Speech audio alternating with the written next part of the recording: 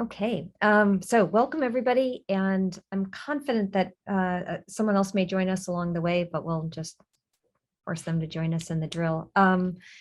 So you folks know because you're here and we've been advertising this, but MC Chan has been a colleague of mine now. MC, I've realized this is the sixth semester that we've taught together in Foundations in Biology 1. So I think folks on the screen know I teach this very large intro bio course at Georgetown, but it's not just me. There's a team of folks who do it.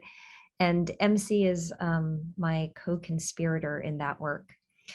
But, or and, his real expertise as a scientist, he's kind of an expert in thinking about sophisticated molecular biology topics. He teaches upper level fancy biology courses about microRNAs and things. But I think the place where he's become really legendary at Georgetown, and a couple of years ago, he won the major teaching award at Georgetown University, something called the Bunn Medal, which is like big prestigious deal. Is because of the work that he does actually around ideas of inclusive pedagogy and how naturally he brings them in just to the context of the courses that he teaches. So I think I'm not exactly sure what MC is going to share with you today, but he's transformed a bunch of kind of like basic biochemistry labs into experiences that really help students appreciate issues of diversity and inclusion in science and how that both drives scientific progress. And now we actually do a really poor job of representing that in science, in the usual teaching of science. He also took a course that was considered lethal by our majors in my department. It was called Bio 101, and it was the like, I don't know, it's like the how to be a biology student. It's called Bio Seminar for our first year students. I know, Gavin, like your eyebrows go up. It sounds like it could be exciting, but until MC took it over, it was really not at all exciting. It was considered kind of punishment by the kids. MC took it over and made it this massive community building event, but also put at the foreground of that course this idea about issues of diversity and inclusion, and that's not just kind of an add-on to being a scientist, but that's essential for the work that we do as scientists. And it's really fundamentally, I think, shifted our undergraduates' perspectives in our department, and that's actually led to a really strong, important departmental culture shift as well. We only get a part of MC's time now in the bio department because he also is now works within our Center for Teaching and Learning. It's a group at Georgetown called Candles, the Center for New Designs in Learning and Scholarship, and he's joined them as an expert in this work. So without further ado, MC, I'm gonna like spotlight you so you're really big on the recorded screen. And there we go. And everybody else knows the usual thing, the chat's live and open. I'm sure MC, since he teaches a lot of first year students, is good with any version of interruption, but also feel free to use the chat. So MC, thank you. No, thank you, Heidi. Thank you for having me. Hi, everyone. It's great to meet all of you, especially from all over the country. Thank you so much for joining me today. Heidi asked me to speak a couple of minutes about pivotal moment, and I quite frankly thought it was going to be a lot of questions, so I haven't really prepared as much as I should have. Sorry, Heidi, and she's absolutely right. Her introduction completely embarrassed me, and I feel a little bit on the spotlight as well. So please feel free to interrupt me as I ramble on.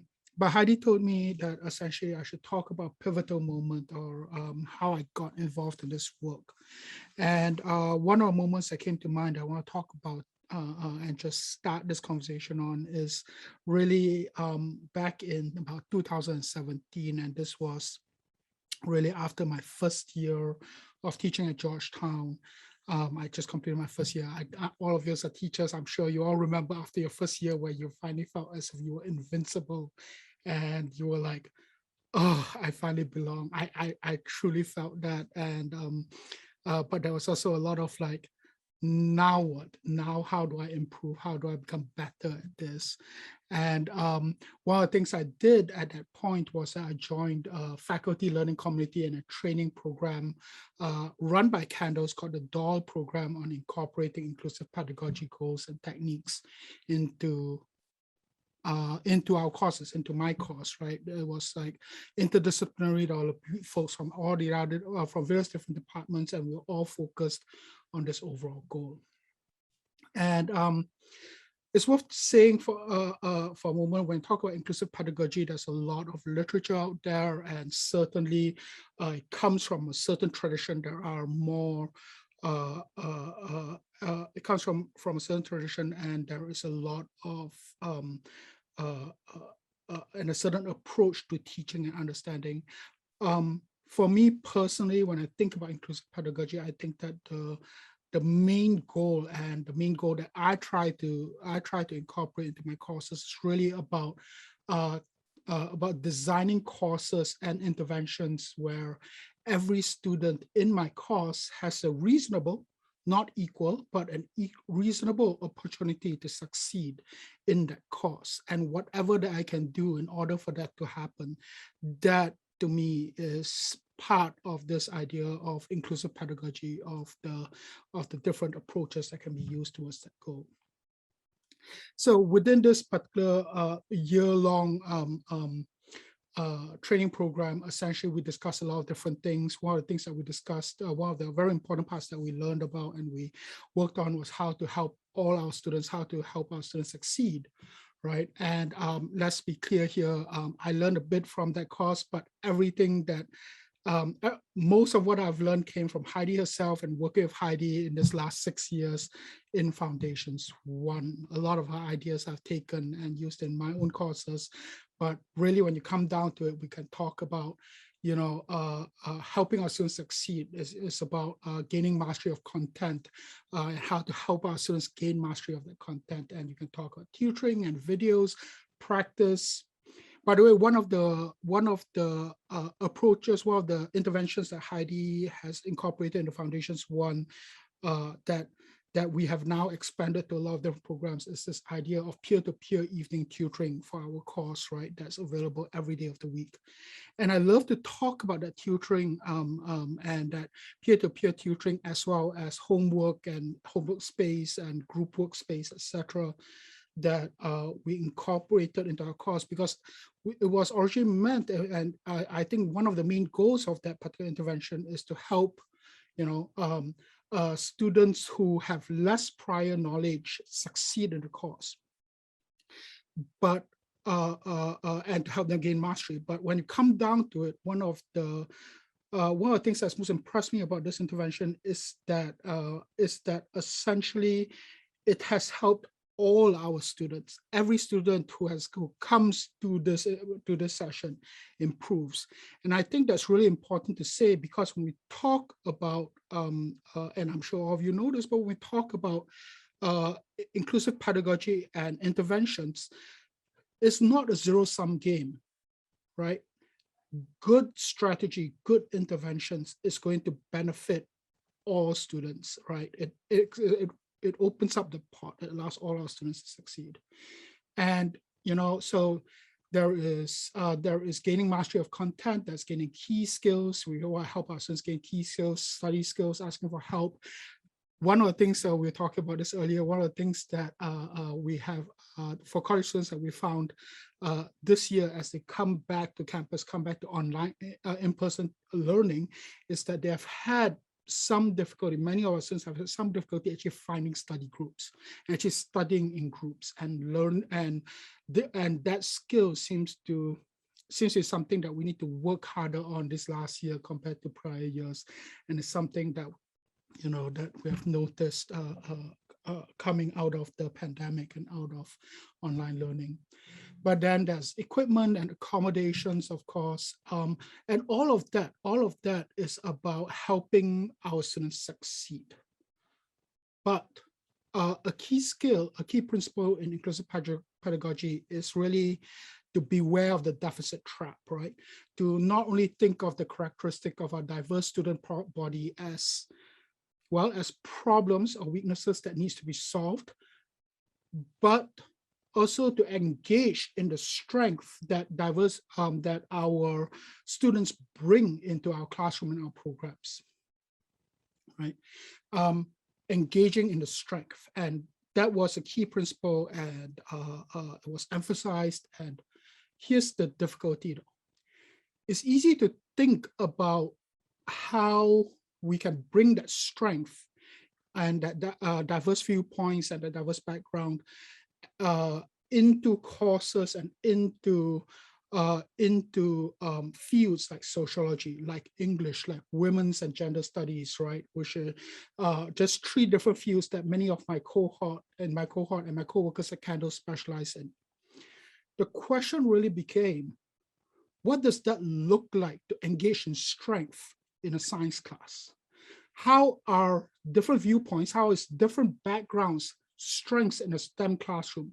How do I engage as a science teacher? How do I engage in these strengths? How do I bring it forth? And basically as another way to help students succeed.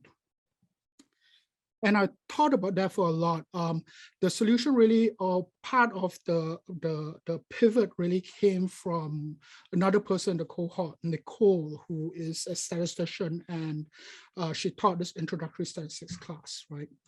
And one of the things she reported back to the entire cohort was her intervention when she had gotten access to a complete different data set, a data set on water quality, and essentially linking that with neighborhood income, with racial makeup, with school performance, et cetera, et cetera. And she taught in this introductory statistics class the exact same thing that you would teach every year in introductory statistics, right? How to make correlations, how to do t-tests, how to do different types of analysis. But what she found was that just shifting the data set, just introducing a different data set, what really increased engagement in the course. Students were coming up with more interesting questions. They were more engaged. They wanted to do more expansive analysis. They started questioning, why is it that the data set did not include certain things that they wanted to examine? And that was really meaningful to Nicole. And as she explained it to me, it really made me think about it, right? What was happening here? Why was this important? Why is it that students were engaging more when you just change the data set? And the answer is, I'm sure it's obvious to all of you, but it wasn't obvious to me back then because I wasn't thinking about it in this way.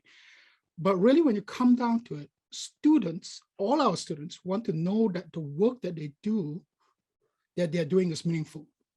They want to know that they have an impact on their communities, on their world, right? And science, as a field, science can definitely do that. We can, science and the science work can change the world we live in for the better, right? But that is also the strength of diverse students, right? That's also a strength of, that's also where the strength of diverse students come in. First generation students, BIPOC students, students who identify as coming from traditionally marginalized, especially academically marginalized communities. They come from different communities, they come from different worlds, and therefore the world that they want to influence, the world that they want to change is different. And science and scientific work can do that. Put it another way, right? In the right hands, science can be a tool for social justice. And we know this, right? That point is clear to us as we look at the work that we do in science, as we look at the work that's produced in science, right? When it comes to orphan disease, when we're talking about epidemiological studies, focus on specific communities, when you're thinking about, impact of climate change, anything you think of, there are different views in science where it's clear that science and the work that we do in science is a tool for social justice. But that point is so often lost in science class because especially introductory, especially early science classes, because when we talk about mitosis, when we talk about even in an ecology class, when we start to talk about the carbon cycle in deep detail, that idea of science as a tool of social justice, the idea that it can change the world, seems to be put away. And eventually it is brought back, and the upper levels is definitely brought back. But by that time, that retention problem has already reared its ugly head, that we have lost the students that we most want to keep in the field, the students who are interested in changing the world that we live in, right? So it's my what I try to do, and I think of it as engaging the strength of my students, is essentially to incorporate and to remind and to encourage them to learn how science is a tool for changing the world. Included in that, of course, is that science is also fundamentally has fundamental problems that makes it as historically, especially even in current day, makes it also a tool that can be used for further injustice, and to make sure that that lesson from day one is incorporated into these lessons. And I think of it as a really important part of retaining students and engaging students where they're at, and essentially that is inclusive. That's inclusive pedagogy. There are other strengths that we can speak about that students bring into the classroom, BIPOC students, first generation students, and we try to engage in that way. But essentially that is my pivotal moment, I suppose. Sorry, I went on and on here. Right. That's what I have. MC, that was great. And I took the liberty, MC, of taking notes as you were talking, and connecting it, I think, to some of the conversations that we've been having in kind of formal and informal ways in the Pivotal Network. So I think that was great, MC. And I'm just gonna be quiet here and let some ideas kind of percolate up.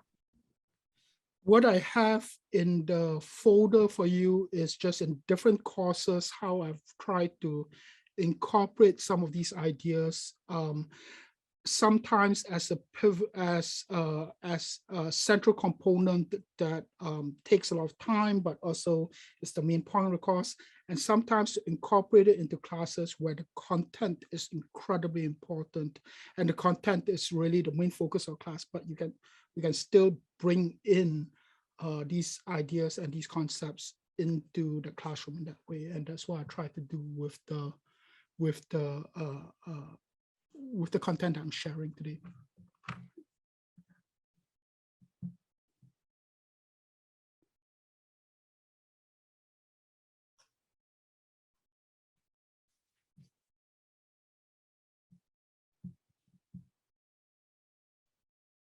Hey, go for it, Rodrigo. Unmute and tell us more. Well, we've been discussing in AP Euro how we were using the inductive and deductive reasoning, the analytical approach to solving a problem, and how these natural philosophers, as I like to call scientists, it just sounds really cool when you say natural philosopher, and how we're taking the process, and now we've shifted from math and science, astronomy, whatever field you want to focus on, and we use it in what is the purpose of government? What is the state of man, of our species? And so it goes in so many different directions, and so it's in all the history, people are probably say, oh yeah, we already know what he's talking about, but like society, politics, justice, so it's like it's a process, it's an approach that kind of enlightens us, like it makes us kind of like observe everything better, and recognize some of the things that we're doing, whether by design or by tradition. We need to kind of like refocus it if it's doing ill to someone. We literally were talking about how above all, the philosophers are social reformers. It's all about social reform. And it gets birthed out of the scientific rev and scientific method. So when you're saying all of this, MC, I'm just like, yes. So it all makes sense. Right. That is absolutely perfect. That's actually a great way to think about it. Of course, the Vienna Circle, when they came out with the scientific method, or they popularized the scientific method, were really trying to bring the social sciences and lend credence to them by incorporating this method that they think the natural philosophers were using into these other fields.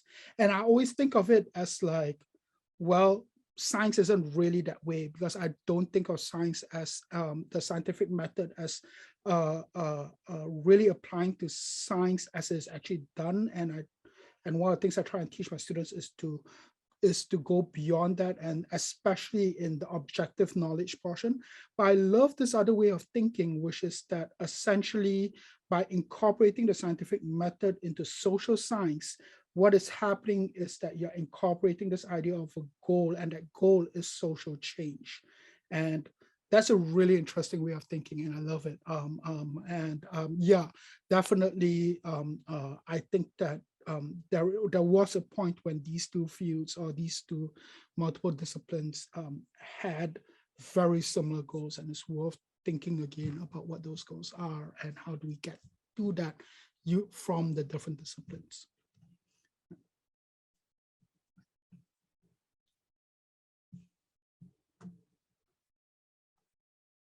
Okay, Eris, for those of us who are not teaching algebra, tell us more about Bob Moses. Okay, so I love when you have mentioned to us that this is a tool for social justice, and you talk about the data wherein you have mentioned that you are engaging those students in a way that is so interesting, and it is data based. So I mean, it's a science based, right? So it reminded me of a few years ago. I was visited by the founder of the Algebra Project. His name is Bob Moses. He graduated from Harvard, and he is known most of the time. He was even in the news most of the time. And he used the Algebra Project in order to get social justice, because minorities are always behind when it comes to STEM, especially in the field of mathematics. So triangulating those data that I got from the news, from meeting him, and from meeting you today,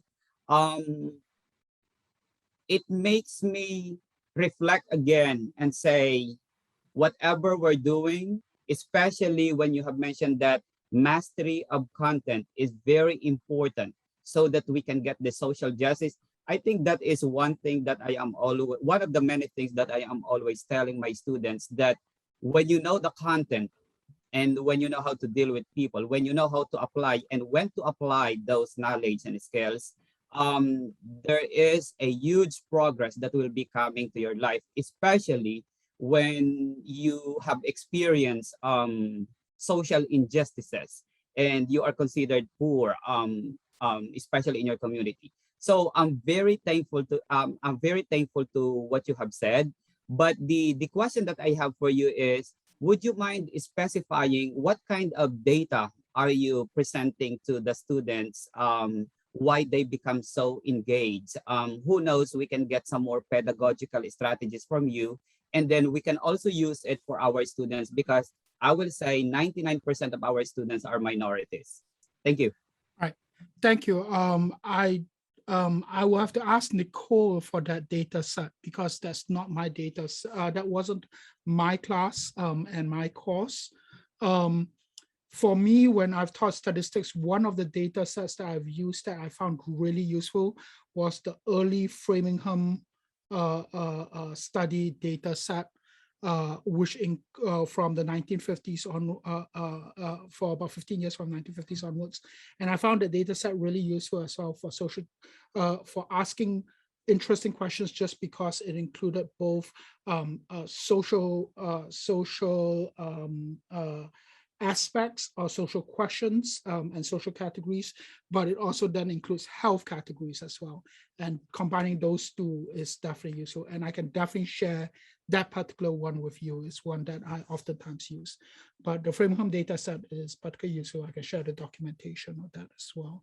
But I will ask Nicole if she can share where she got the other data set from. Thank you. I have another pedagogy question for you. Could you speak, and then Heidi's mentioned it before, just the additional challenge of like group work this year with kids coming back from the pandemic and things of that sort. And I'm just curious what things you were doing as a professor to help foster and build that as a teacher who's trying to move away from like what kids perceive as like standard math class to more work together and kind of work through these things, and just curious what stuff that you're doing specifically. That's a great question. For me, I think the first part of that, and it's one part that I oftentimes emphasize, especially in Biology 101, especially when I'm where I'm trying to teach students the skills that they need to, that I believe that they need in order to be successful in college. One of my key points is transparency, to explain to them why we are doing this, right? Why am I emphasizing group work? Why am I emphasizing that you have to go to office hours? Why am I emphasizing that you need to study before you come into your group, before you talk through, before you study together in your group, and so forth and so on. So I think that transparency is very important, because ultimately that allows them to go through the process of metacognition as well. In Bio 101, one of the strategies that I've used is to make it fun.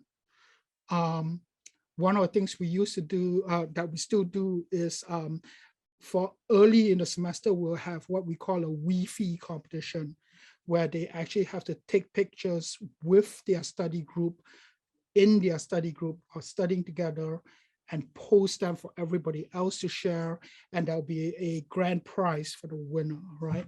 That type of activity, or that type of thing, really does break up the idea that it all needs to be so serious. And there is a question of extrinsic versus intrinsic motivators, but at the very least, most of the students seem to enjoy it, especially if they come out with silly poses in their study groups. So that will be one simple way. But in terms of this semester, in terms of studying together, providing the space is important. I think providing the space in class is very important, and absent the traditionally, when groups study together, they often have snacks and everything else. The other question is, what can you provide in order for the group to want to come together physically, and despite the fact that they have to wear masks in front of each other and everything else like that. Music is a great part of that, helping essentially introducing the idea that they should have music while they are studying together, and in essence having a mission, right? One thing that Heidi really likes is that she has every week she has a quiz, and in that quiz, one of the last questions is, who did you do this quiz with? Because it is encouraged for you to do this quiz in the group. So it's a reminder as well as a check-in, and certainly it can be a tool to be used to see who they were actually studying with. But I think the main thing that I would say is that if you want groups to, for groups to work together, if you want groups to work together, it's important to provide the space in the classroom for that group work to start to occur. Because ultimately, then they don't feel as if that there's one less barrier to it. Did that help at all? I'm sorry. I think one of the things, MC, that you didn't say that I know you've really put in place that's become so important is we've built a lot of time into our lab settings for writing, but not just, and communication, but not just like the teaching of it like in formal ways, but through really structured peer reviews and kind of opportunities for them to share orally. And I'm not the one in the labs for the course. MC kind of leads that part of this large course, but I've been struck in recent weeks, MC, by how stunningly good and invested they've become in those very structured settings. Like they're still struggling when we leave them on their own, but I think you've brought structure to those processes, again, creating space and valuing it in the classroom. That's been really helpful to them to get the skills to do this work and not just assume they have the skills. Well, we brought structure to that. One of the things that we did in order to do that was really to decrease the amount of content and the amount of stuff they do in the labs, which meant giving up on some of that in order to build some of the skills. But that was a compromise that I think that has proven to be actually useful, right? But yeah. Hi, MC. I'm Julie. North Las Vegas instructional strategist and English teacher. And all of this discussion puts me a lot in mind of Sand Talk, How Indigenous Thinking Can Save the World. I don't know if other people have read it, but it's by Tyson Yunka Porta, who's an Aboriginal from Australia.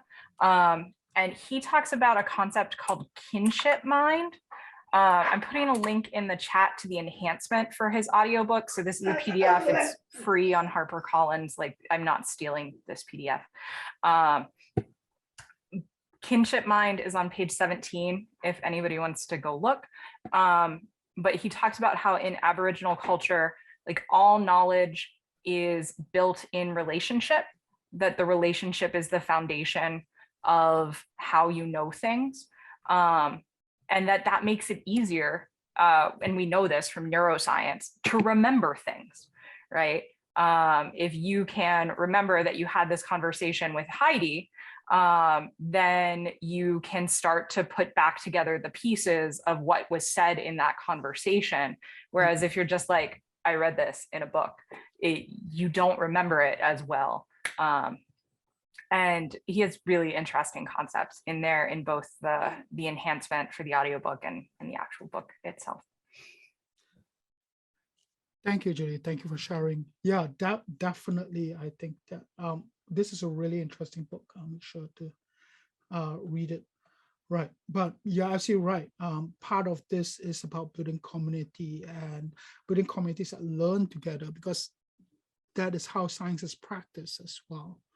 And we want to teach them the skills to be expert learners and to be scientists. Hi, I was looking at your who gets to be the scientist slides, and I was wondering if you can walk us through kind of like the nuts and bolts of it, like how do you introduce that to the students? Really fascinating slides, by the way, but yeah, like, do they read them on their own? Are those subjects of lectures for you? How do you roll that out to the students? Sure. So on the first day, I provided slides for the first day of Biology 101. And essentially, we go through all of those slides together as a group. And then after that, there are group activities. I've already subdivided the students and provided a peer mentor for each group in order for them to work together at a very, to work together for, in order to talk through the activity, talk through the introduction and to figure things out on the first day. For who gets to be a scientist, this particular assignment is they have to do, it's a quick writing assignment, is ultimately graded for completion. Although I tell my graders and myself that when we grade it, what we are looking for is a way to engage in a conversation. So we give a lot of comments and then we give a grade, but really it's the comments, it's about what it's about the interesting ideas that they come up with, etc. Then we come back together the next class, and then we have an activity to illustrate this. Especially for the idea of of diversity and scientists, I have this activity where it's essentially a remake of Lady Tasting Tea, and I can put up the activity online, where we are doing brown M&Ms and whether or not brown M&Ms taste different compared to other M&Ms. And it's based on something from Led Zeppelin, and we play Led Zeppelin songs in the first part, etc., etc. The trick is that at the end, we find out that brown M&Ms was not something that they wanted to taste, because they put it into their rider.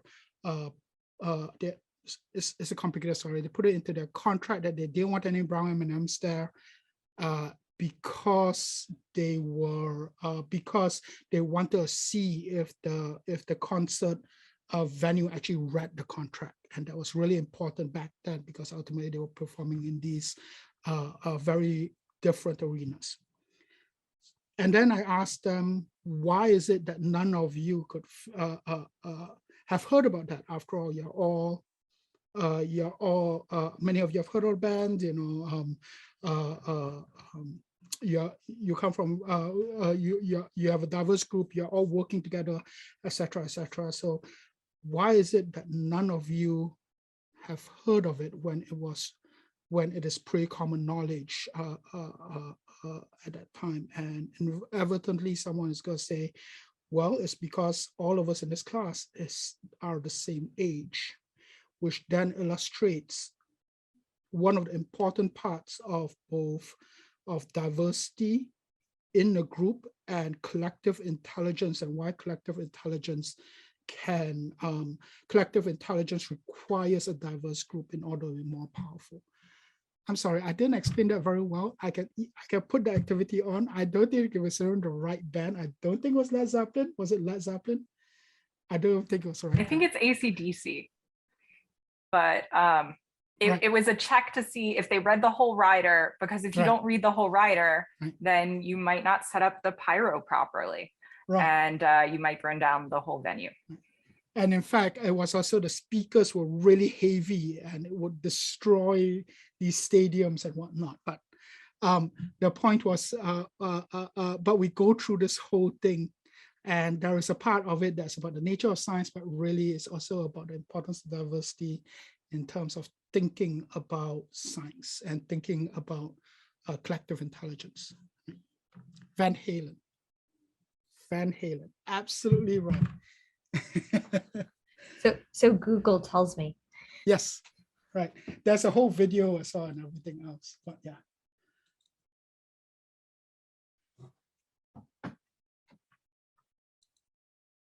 I'm sitting back here going, I know these bands. These are my bands. Which one was that? Yes.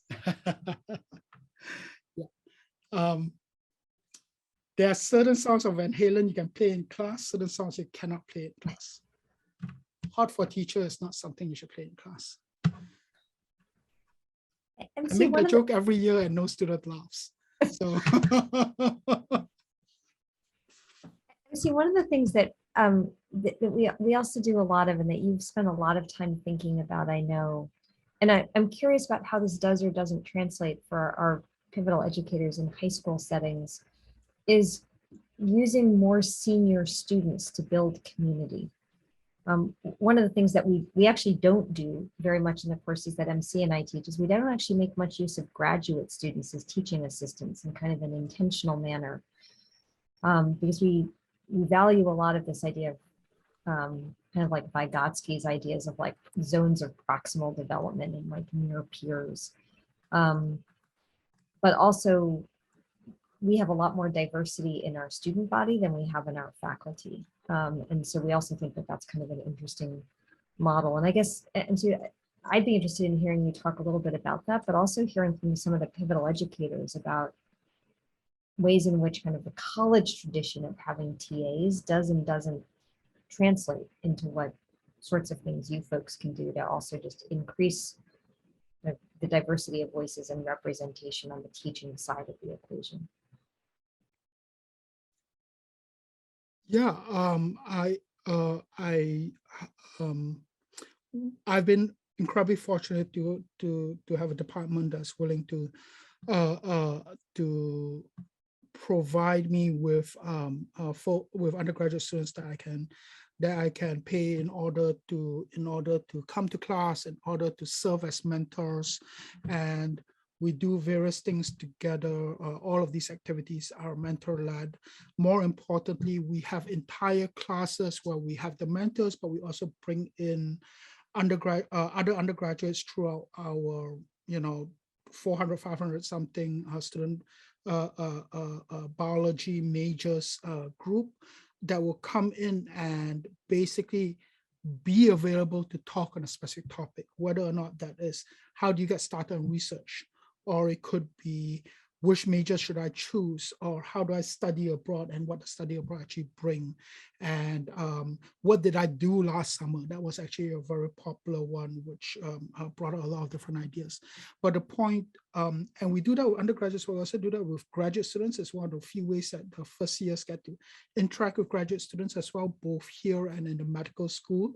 And we bring in these graduate students to talk about their research, but we don't just put them in front of the classroom and make them talk. What I find really works well is to just share their bio with the students, put them in different corners of this very large auditorium, give them a box of cookies, and basically have the students grow from person to person. And that particular form of interaction has been incredibly beneficial, and it really helps make the connections. I've had this year, actually, when we had seniors come into our first year into our foundations class to talk about how they got involved in research, many of them referred to those particular interactions. So the way I think about it is that we want the opportunity, and one of the strengths of our students is that they want to form community. Right, and the community that Heidi's program, as well as the first part of summer, it has been really good about forming communities among, let's say, first generation students. Now we want them to also form community with the biology program, and that has to include opportunities to actually meet the other members of the program, and to meet graduate students, and to meet professors on an informal setting, and to meet undergraduates on an informal setting. I don't really know what is happening in those groups. I can't control it, but we do get, I do believe that it actually helps. Sorry, that probably went on a tangent somehow.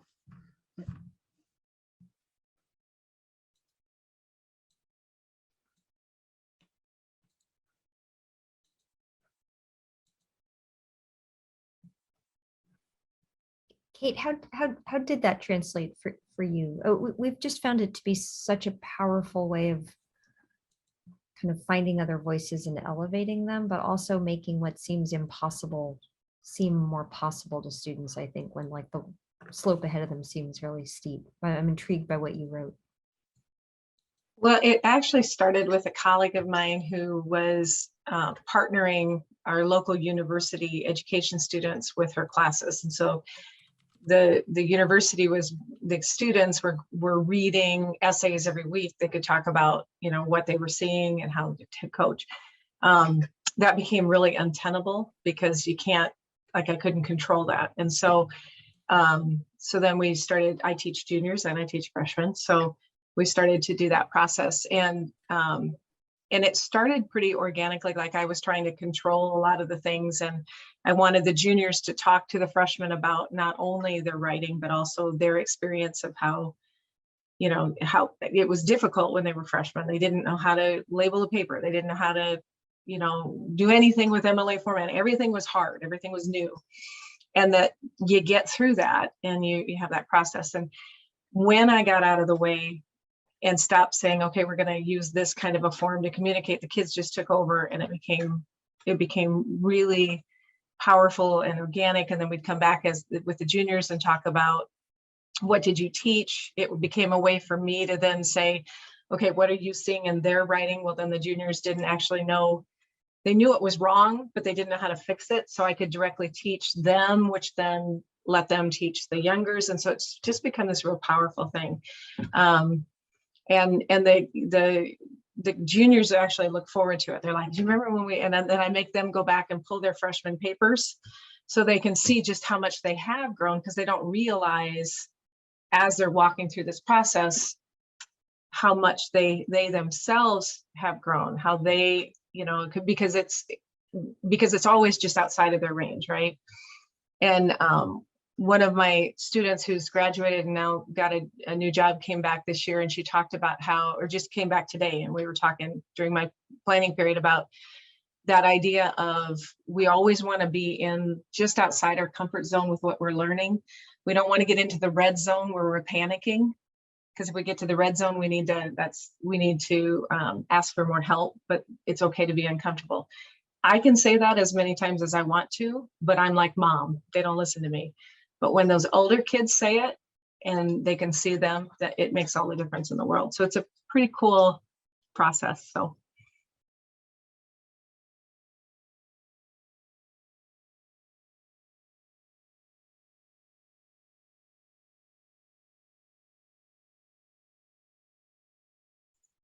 Outside the comfort zone was my students' comment. So if we ever get our op-ed posted, the student that we talk about, that's the student who came back and was sharing all these experiences, and it was just so positive. Like you're in the trenches and you don't realize, how many kids you're impacting, and I say that to the to the upperclassmen too. You really are impacting those youngers when you give them this advice. So okay, I'm trying to practice counting to like 20 on Zoom and like give space, and I'm starting to feel like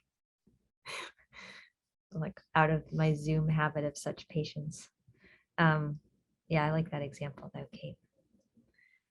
I want to make sure that we're respectful of folks' time, and I know we have just a couple more minutes, but I also want to make sure if there's we haven't heard from everybody today, and I know some folks are both multitasking but also just sitting and absorbing, but are there ideas or questions or comments or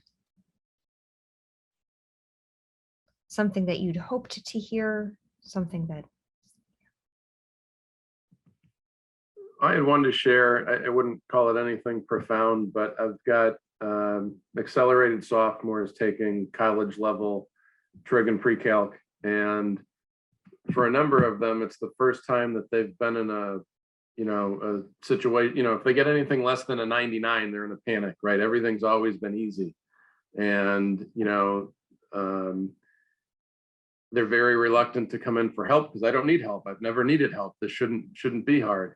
And I give kind of a week-long assignment we call long-term assignment. So maybe 10 questions that are a little bit more challenging. But what I've started to do is put questions on there that we haven't covered yet. We might cover in 2 weeks, and they really shouldn't know how to do it. And, I don't want to play games with it where it's, intentionally impacting their grade, but, they need to start to realize I don't know everything, and that's okay. And just to kind of drive them to come in and ask. And at first they're appalled that I would give them something that we haven't covered yet. But we're doing, I don't know, and we might be doing right triangle trig, and we haven't moved on to non-right triangles. So law of sines and law of cosines would be helpful for a problem like that. It's on a formula sheet I gave you the first day when I gave you the syllabus. We just haven't gotten there yet. But, and then it becomes a little bit of a challenge where, okay, so I don't know this one. I might come in for help, but now I know something 2 weeks ahead of time. And they've kind of, I still have a couple that fight me on it, but for the most part, now they realize I'm going to have to come in at least once with this assignment. And that's just to be expected now. Some of them come in all the time because they're struggling with a lot of it, but most of them do pretty well. And then now if they're really stuck after a couple of attempts, gee, maybe this is one of those and I'm going to need to get help. So that's been just a little wrinkle kind of out of necessity this year. And maybe it's too far past the point, but as far as the group work earlier, for me, it's really about the shared struggle. When you realize that you can look at your peers in the room and, maybe not at exactly the same moment, but they've all struggled at times now, and that's okay. And to just kind of knock down that stigma that, everything doesn't have to be perfect the first time, that there is value in the grind, in the struggle. And I think that's been helpful. And I'm sorry for the dim light here. I had to move to a different outlet. My normal extension cord is out in the front lawn with my Christmas lights now.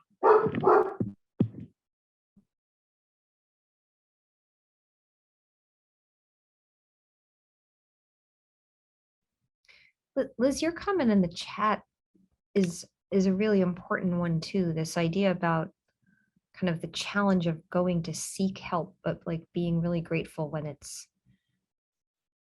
kind of built into the system. So yes, I can't quite, this has been good because it's kind of like reinvigorated trying to get some ideas of how to not give up on it, but having, we had some students go into some of the freshman, sophomore classes, and that seemed to go well.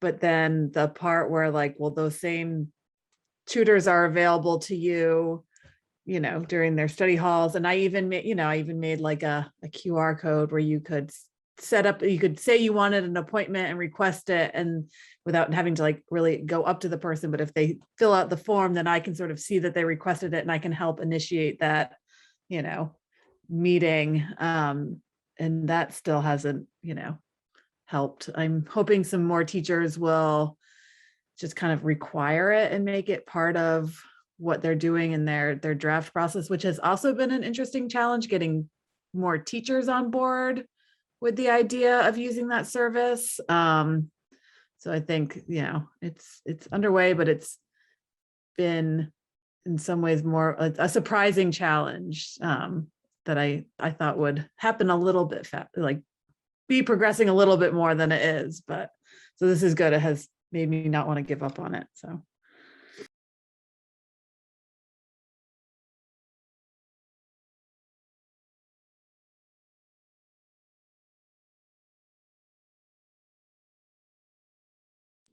I sometimes think other teachers aren't real comfortable with the idea of some of that group work either. And that might be part of the hurdle of getting teachers feeling comfortable with sharing some of that space or work too.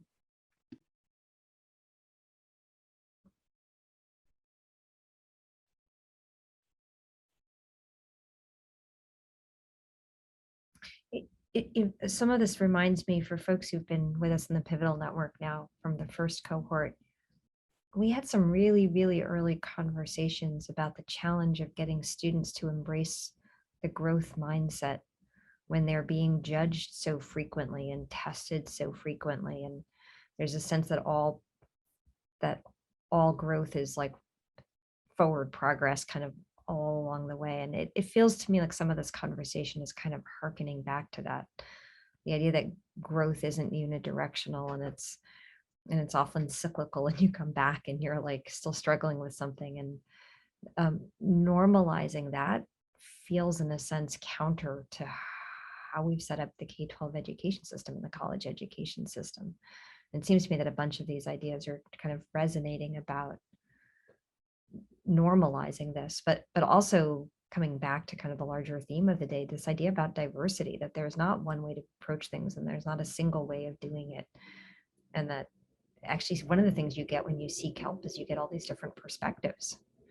And I think that that's often something we're not, again, putting front and center in educational settings, right? And so I think a lot of what we're talking about here is just kind of creating friction with the system that's in place. And Heidi, to build on that point, I think a lot of, in the public school setting, they want us to all do the same thing. They're like, these are the standards, do it this way. And Liz, I think in my experience with teachers don't want to like work together because they're so worried about being judged.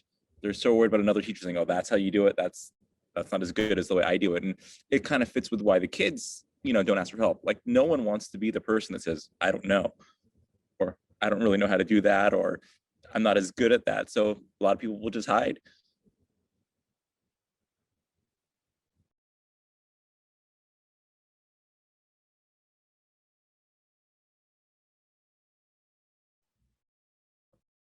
Kid, I feel like that is the brave assignment for the day that we heard here about actually putting it in front. I think do versions of that, but that is it's also such an empowering move, Kate, to name your students as your colleagues, as your collaborators in this work, right? And I feel like that's, again, we talk about kind of decolonizing the classroom and how it is that we share power in something that's inherently such an incredibly strong power structure. Yeah. I guarantee you, I would not have done it before this group. You know, it wouldn't have crossed my mind, and I wouldn't have had the courage to do it. And I don't have buy-in from all my colleagues, and that's okay. You know, but it really is helping to inform that part of the process. So. Yeah, it's hard. And Gavin, as you said, it's hard because, Kate, I'm glad that you feel empowered to do this now. But right, it's hard. Everybody's being judged all the time, and not coming across as the expert or doing something counter to the system is risky. Kind of personal esteem wise, but also just in terms of what's expected. I mean, and we know this from working with all of you, but it's striking how much we push kind of conformity in K-12 education, and then wonder when we get to college and we're trying to get kids to think in different ways, and it's a struggle. But all of you are out there also kind of working to undermine the system from within, for which we're deeply grateful. And your kids are better prepared for college. I mean, I think this is the irony, is that every time you kind of push back against the system in ways that share the power with them, or don't kind of conform, Gavin, quite as much as the system's hoping you would, right? I mean, those are the very things that make your kids better suited when they get to college, and more ready for what lies ahead. So as always, these conversations could just go forever, but I know that MC is teaching a lot of labs tomorrow, and you all have early classes. We've got a couple of West Coasters here. Gavin's like, nah, the sun's still out, it's the middle of the afternoon, but it's pitch black here on the East Coast. So I want to thank MC. MC, I'm just beaming all over for having had the joy of sharing you, my Georgetown colleague, with some of my favorite people in the world, my Pivotal Network colleagues. And to all of you who showed up at the end of a long day, we're grateful. We hope that your November is wrapping up well. We hope that December is kind and gentle. If you can join us next week, Tuesday, same time and more or less the same place, we're going to be talking about e-portfolios and things, and I'll be there for that as well. But otherwise, thanks for joining, and MC, thank you. Thank you, everyone. Thank you so Thank much you. for having me.